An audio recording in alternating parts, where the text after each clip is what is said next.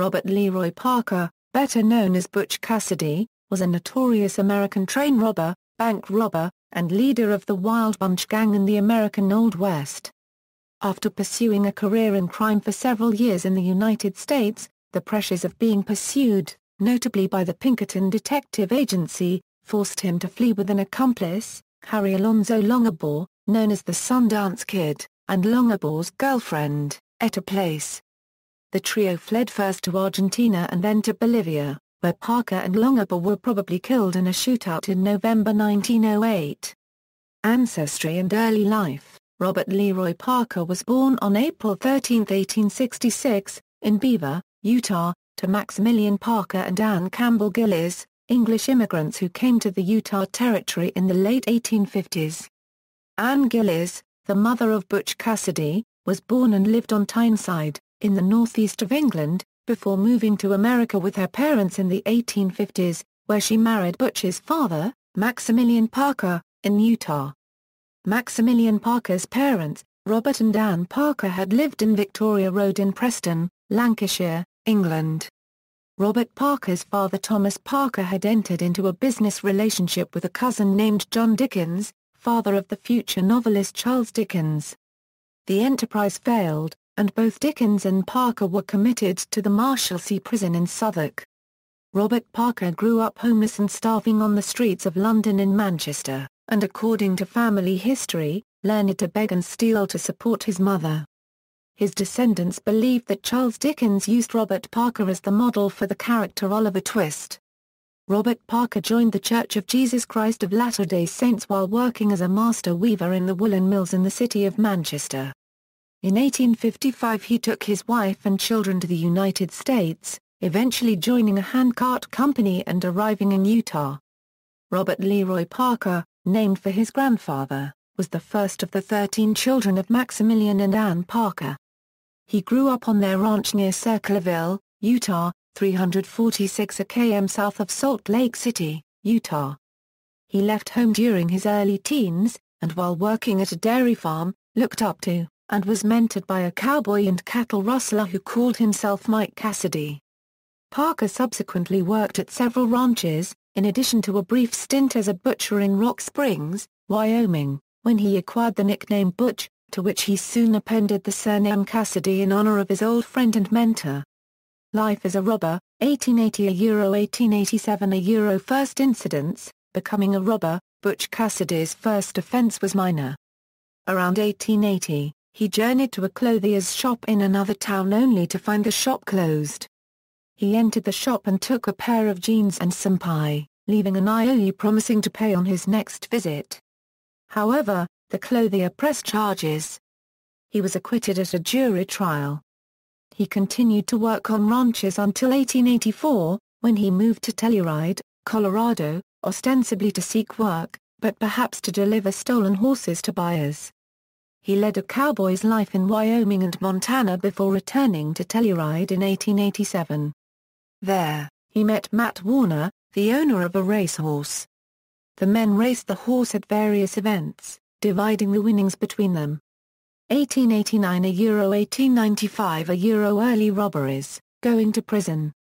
On June 24, 1889, Cassidy, Warner and two of the McCarty brothers robbed the San Miguel Valley Bank in Telluride, in which they stole approximately $21,000, after which they fled to the Robbers' Roost, a remote hideout in southeastern Utah. Cassidy purchased a ranch in 1890 near Dubois, Wyoming. This location is across the state from the notorious Hole in the Wall, a natural geological formation which afforded outlaws much welcomed protection and cover, so it is possible that Cassidy's ranching, at which he was never economically successful, was in fact a forced Section 8 for clandestine activities, perhaps with Hole in the Wall outlaws.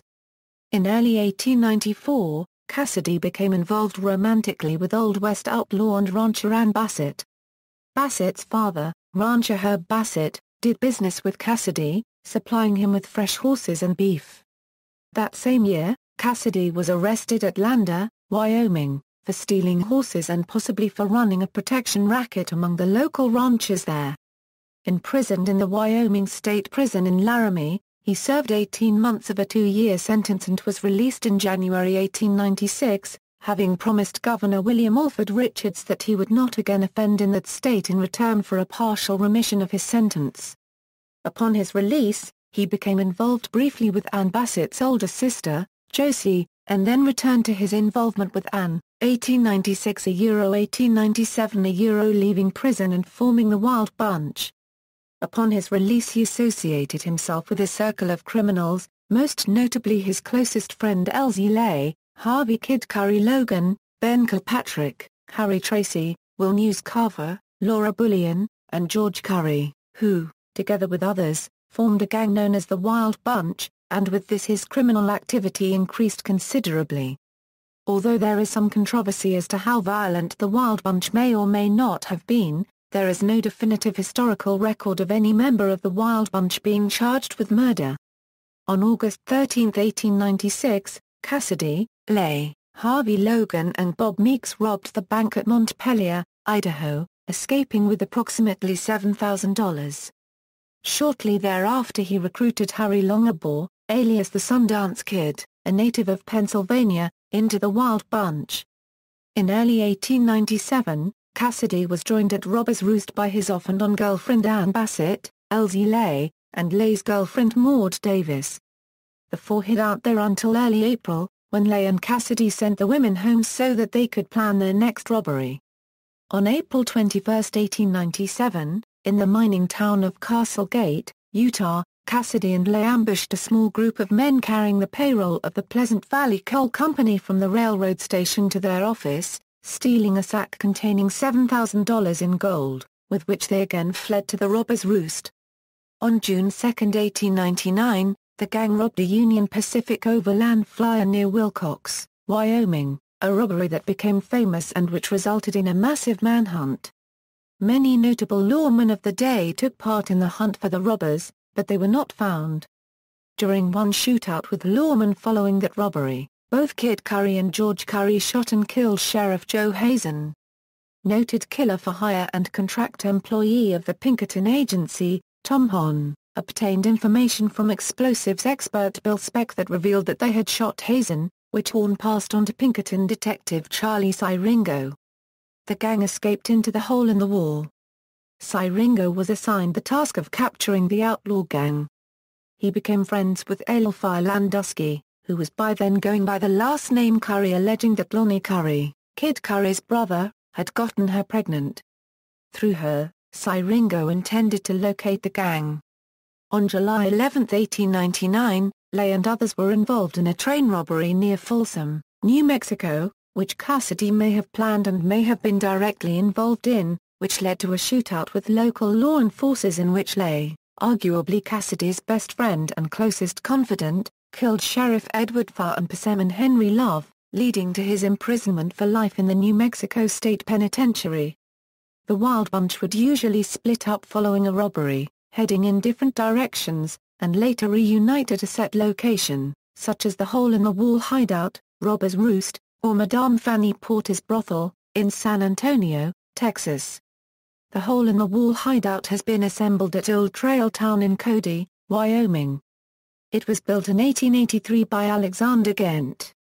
Failed attempt at amnesty, perhaps as a consequence of the loss of Lay, Cassidy appears to have approached Governor Heber Wells of Utah, which had joined the Union in 1896, to negotiate an amnesty. Wells appears to have declined, advising Cassidy to instead approach the Union Pacific Railroad to persuade them to drop their criminal complaints against him. This meeting never took place, however, possibly because of bad weather. The Union Pacific Railroad, under Chairman E. H. Harriman, subsequently attempted to meet with Cassidy, through his old ally Matthew Warner, who had been released from prison. On August 29, 1900, however, Cassidy, Longabaugh and others robbed a Union Pacific train near Tipton, Wyoming, violating Cassidy's earlier promise to the governor of Wyoming not to offend again in that state, and effectively ending the prospects for amnesty. Meanwhile, on February 28, 1900, lawmen attempted to arrest Kid Curry's brother, Lonnie Curry, at his aunt's home. Lonnie was killed in the shootout that followed, and his cousin Bob Lee was arrested for rustling and sent to prison in Wyoming. On March 28, Kid Curry and Bill Carver were pursued by a posse out of St. Johns, Apache County, Arizona, after being identified as passing notes possibly from the Wilcox, Wyoming, robbery. The posse caught up with them and engaged them in a shootout, during which Deputy Andrew Gibbons and Deputy Frank Lissu were killed. Carver and Curry escaped. On April 17, George Curry was killed in a shootout with Grant County, Utah, Sheriff John Tyler and Deputy Sam Jenkins. On May 26, Kid Curry rode into Moab, Utah, and killed both Tyler and Jenkins in a brazen shootout, in retaliation for the killing of George Curry, and for the death of his brother Lonnie. Cassidy, Longabaugh, and Bill Carver traveled to Winnemucca, Nevada, where on September 19, 1900, they robbed the First National Bank of Winnemucca, Nevada of $32,640.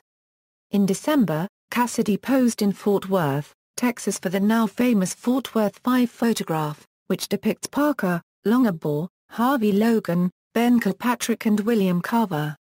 The Pinkerton Detective Agency obtained a copy of the photograph and began to use it for its latest wanted posters. On July 3, 1901, Kid Curry and a group of men he had gathered robbed the Great Northern train near Wagner, Montana. This time, they took over $60,000 in cash. Again the gang split up, and gang member Will Carver was killed by one pursuing posse led by Sheriff Elijah Bryant. On December 12, 1901, gang member Ben Kilpatrick was captured in Knoxville, Tennessee, along with Laura Bullion. On December 13, during a shootout with lawmen, Kid Curry killed Knoxville policemen William Dinwiddie and Robert Saylor, and escaped. Curry, despite being pursued by Pinkerton agents and other law enforcement officials, returned to Montana, where he shot and killed rancher James Winters, responsible for the killing of his brother Johnny years before.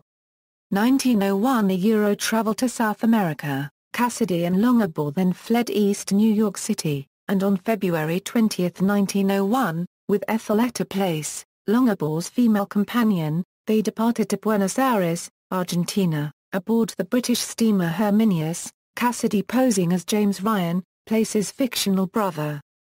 There he settled with Longabaugh and Place in a 4-room log cabin on a 15,000-acre ranch that they purchased on the east bank of the Rio Blanco near Colilla, Chubut province in west-central Argentina, near the Andes. 1905 and his last years a Euro his biggest robbery, evading the law. On February 14, 1905, two English-speaking bandits, who may have been Cassidy and Longabaugh, held up the Banco de Tarapacá y Argentino and Rio Gallegos, 700 miles south of Colilla, near the Strait of Magellan. Escaping with a sum that would be worth at least $100,000 today, the pair vanished north across the bleak Patagonian steppes. On May 1, the trio sold the Colilla ranch because the law was beginning to catch up with them. The Pinkerton agency had known their location for some time, but the rainy season had prevented their assigned agent, Frank DeMeo, from traveling there and making an arrest. Governor Julio Lezerna had then issued an arrest warrant, but before it could be executed, Sheriff Edward Humphreys, a Welsh Argentine who was friendly with Cassidy and enamored of Etta Place, tipped them off. The trio fled north to San Carlos de Bariloche where they embarked on the steamer Condor across Nahuel Harper Lake and into Chile. However, by the end of that year they were again back in Argentina. On December 19, Cassidy, Longabaugh, Place and an unknown male took part in the robbery of the Banco de la Nación Cubden branch in Villa Mercedes, 400 miles west of Buenos Aires, taking 12,000 pesos. Pursued by armed lawmen, they crossed the Pampas and the Andes and again reached the safety of Chile. On June 30, 1906, Etta Place decided that she had had enough of life on the run and was escorted back to San Francisco by Longabaugh. Cassidy, under the alias James Santiago Maxwell, obtained work at the Concordia tin mine in the Santa Vera Cruz range of the central Bolivian Andes, where he was joined by Longabaugh upon his return. Ironically, their main duties included guarding the company payroll. Still wanting to settle down as a respectable rancher, Cassidy, late in 1907, made an excursion with Longabaugh to Santa Cruz, a frontier town in Bolivia's eastern savanna. Death. The facts surrounding Butch Cassidy's death are uncertain. On November 3, 1908, near San Vicente in southern Bolivia, a courier for the Aramayo Francancia silver mine was conveying his company's payroll, worth about 15,000 Bolivian pesos, by mule when he was attacked and robbed by two masked American bandits who were believed to be Cassidy and Longabaugh. The bandits then proceeded to the small mining town of San Vicente where they lodged in a small boarding house owned by a local resident miner named Bonifacio Causasola. When Causasola became suspicious of his two foreign lodgers, as well as a mule they had in their possession which was from the Aramayo mine, identifiable from the mine company logo on the mule's left flank, Causasola left his house and notified a nearby telegraph officer who notified a small Bolivian Army cavalry unit stationed nearby, which was the Abaroa Regiment. The unit dispatched 3 soldiers, under the command of Captain Justo Concha, to San Vicente where they notified the local authorities. On the evening of November 6, the lodging house was surrounded by 3 soldiers, the police chief, the local mayor and some of his officials, who intended to arrest the Aramayo robbers. When the 3 soldiers approached the house the bandits opened fire, killing one of the soldiers and wounding another. A gunfight then ensued. At around 2 a.m., during a lull in the firing, the police and soldiers heard a man screaming from inside the house. Soon, a single shot was heard from inside the house, whereupon the screaming stopped. Minutes later, another shot was heard. The standoff continued as locals kept the place surrounded until the next morning when, cautiously entering, they found 2 dead bodies, both with numerous bullet wounds to the arms and legs. One of the men had a bullet wound in the forehead and the other had a bullet hole in the temple.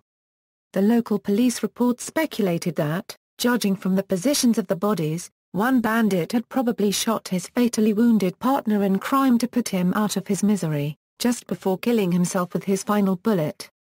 In the following investigation by the Tupaza police, the bandits were identified as the men who robbed the Aramayo payroll transport, but the Bolivian authorities didn't know their real names, nor could they positively identify them. The bodies were buried at the small San Vicente cemetery, where they were buried close to the grave of a German miner named Gustav Zimmer. Although attempts have been made to find their unmarked graves, notably by the American forensic anthropologist Clyde Snow and his researchers in 1991, no remains with DNA matching the living relatives of Cassidy and Longabaugh have yet been discovered. Claims of post-1908 survival, however, there were claims, such as by Cassidy's sister Leroy Parker Bettinson, that he returned alive to the United States and lived in anonymity for years. In her biography Butch Cassidy, My Brother, Bettinson cites several instances of people familiar with Cassidy who encountered him long after 1908, and she relates a detailed impromptu family reunion of Butch, their brother Mark, their father Marksy, and Lula, in 1925. In 1974 or 1975, Red Fennick, a columnist at the Denver Post, told writer Ivan Goldman, then a reporter at the Post, that he was acquainted with Cassidy's physician. Fennick said she was a person of absolute integrity. She told Fennick that she had continued to treat Cassidy for many years after he supposedly was killed in Bolivia. In his Annals of the Former World, John McPhee repeats a story told to geologist David Love in the 1930s by Love's family doctor, Francis Smith, M.D., when Love was a doctoral student. Smith stated that he had just seen Cassidy who told him that his face had been altered by a surgeon in Paris, and that he showed Smith a repaired bullet wound that Smith recognized as work he had previously done on Cassidy. In an interview with Josie Bassett, sister to Ann Bassett, in 1960, she claims that Cassidy came to visit her in the 1920s after returning from South America, and that Butch died in Johnny, Nevada, about 15 years ago. Another interview with locals of Cassidy's hometown of Circleville, Utah also finds claims of Cassidy working in Nevada until his death. Western historian Charles Kelly closed the chapter as Butch Cassidy dead? In his 1938 book, Outlaw Trail, by observing that if Cassidy is still alive, as these rumors claim, it seems exceedingly strange that he has not returned to Circleville, Utah, to visit his old father, Maximilian Parker, who died on July 28, 1938, at the age of 94 years. Kelly is thought to have interviewed Parker's father, but no known transcript of such an interview exists. In popular culture, in the 1951 film The Texas Rangers, Cassidy is played by John Dowsett and the Sundance Kid is played by Ian MacDonald. In a gang composed of real-life outlaws John Wesley Hardin and Dave Rudabaugh, led by Sam Bass, they square off against two convicts recruited by John B. Jones to bring them to justice. The Three Outlaws, starring Neville Brand as Butch Cassidy and Alan Hale Jr. as the Sundance Kid, is a 1956 Western film of the famed outlaws lives with Wild Bunch member William News Carver as the third outlaw in the title. In the 1965 comedy Western Cat Ballad, Cassidy is played by Arthur Honeycutt as a washed-up old outlaw tending a bar at Hole in the Wall. Alias Butch Cassidy is a 1967 novel written by Henry Wilson Allen under the pseudonym Will Henry. Butch Cassidy and the Sundance Kid, starring Paul Newman and Robert Redford, is a 1969 film of the duo's exploits. Butch and Sundance, The Early Days, starring Tom Berenger and William Catt, is a 1979 prequel to the 1969 Newman Redford film. In the 1990 mystery novel Coyote Waits by Tony Hillerman, a historian is murdered over the remains of Butch Cassidy and the loot from his supposed last escapade, a 1909 train robbery in Utah, in which Cassidy was wounded during a shootout and ended up dying in a cave in the Navajo Nation. A 2006 film, Outlaw Trail, The Treasure of Butch Cassidy is an action-adventure with a twist of romance. Ryan Kelly, Ariel Kebbel, Dan Bird, Brent Weber, with James Gammon and Bruce McGill star in the movie. Roy Parker is determined to find the treasure of his great-uncle Leroy and prove that Cassidy lived on and went right and stopped robbing. With his best friend, arch-complaining rival, and a girl who has stolen his heart, they make the trip through Utah to find the lost treasure and stop a villain from getting it first. A TV movie, The Legend of Butch and Sundance, has David Clayton Rogers as Butch, Ryan Browning as Sundance, and Rachel Lefevre as Etta Place. Blackthorne stars Sam Shepard as Butch, also known as James Blackthorne. The story sees Butch as having survived after 1908. He lives peacefully in Bolivia until he's offered one more adventure. Aliases, Butch Cassidy, George Parker, George Cassidy, Lowe Maxwell, James Santiago Maxwell, James Ryan, Butch Cassidy, Santiago Lowe. Alleged friends, William T. Phillips claimed to have known Butch Cassidy since childhood. Some have speculated that Phillips was Butch Cassidy, but no evidence supports the claims. See also: Butch Cassidy and the Sundance Kid, Butch Cassidy's Wild Bunch, Sundance Kid, Outlaw Trail, The Treasure of Butch Cassidy. References. External links: media related to Butch Cassidy at Wikimedia Commons, Robert Leroy Butch Cassidy Parker. Folk figure, Old West outlaw. Find a grave. January 1, 2001. Retrieved December 26, 2012. Butch Cassidy's surrender offer article by Richard Patterson.